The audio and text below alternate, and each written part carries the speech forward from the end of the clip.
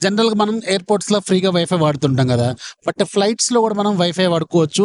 వాట్సాప్‌లో మెసేజ్‌లు జేసుకోవచ్చు, ఫోటోలు పంపించుకోవచ్చు, ట్విట్టర్ చెక్ జేసుకోవచ్చు, ట్వీట్స్ రాసుకోవచ్చు, టెలిగ్రామ్ చెక్ జేసుకోవచ్చు, ఫేస్‌బుక్ చెక్ జేసుకోవచ్చు, ఇన్‌స్టాగ్రామ్ చెక్ జేసుకోవచ్చు. బట్ ఫోన్ కాల్స్ అలాగే వీడియో కాల్స్ మాత్రం చేసుకోలేము. ప్రెజెంట్‌గా నేను హైదరాబాద్ నుంచి బాలి వెళ్తున్నాను. సో, మధ్యలో మేము కౌలాలంపూర్‌లో దిగినాం మలేషియాలో. మలేషియా నుంచి బాలి వెళ్ళే ఫ్లైట్‌లో మాత్రం మలేషియన్ ఎయిర్‌లైన్స్‌ది. దీంట్లో మనకి ఫ్రీగా వైఫై అవైలబుల్‌గా ఉంది. ఇప్పుడు నేను ప్రెజెంట్‌గా మిడ్ ఎయిర్‌లో ఉన్నాను. లంచ్ కూడా చేస్తున్నాను చూడండి ఫ్లైట్‌లో నేను. ఇక్కడ మనకి వైఫై టర్న్ ఆన్ చేయగానే ఎంహెచ్ కనెక్ట్ అని చూపిస్తుంది.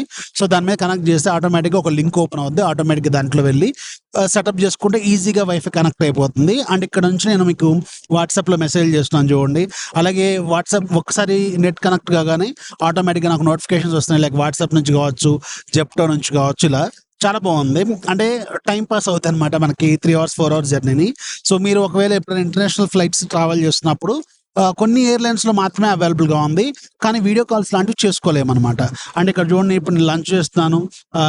వాట్సాప్‌లో మెసేజ్ చేసుకుంటున్నాను. ఇలా ఫ్రెండ్స్‌తో, ఫ్యామిలీతో కూడా కనెక్ట్ అయిపోవచ్చనమాట. బావుంది గదా! సో, మీరు కూడా ఎప్పుడైనా ఇంటర్నేషనల్ ఫ్లైట్స్ ట్రావెల్ చేస్తున్నప్పుడు దీన్ని యూజ్ చేసుకోండి. చాలా బాగా వర్కౌట్ అవుతుంది. అండ్ ఇట్స్ ఫ్రీ, కంప్లీట్‌గా ఫ్రీ. దీనికి ఎలాంటి చార్జెస్ కూడా మనం పే చేయాల్సిన అవసరం లేదు. ఇన్ఫర్మేషన్ నచ్చితే లైక్ చేయండి. ఫాలో చేయడం మాత్రం మర్చిపోవద్దు.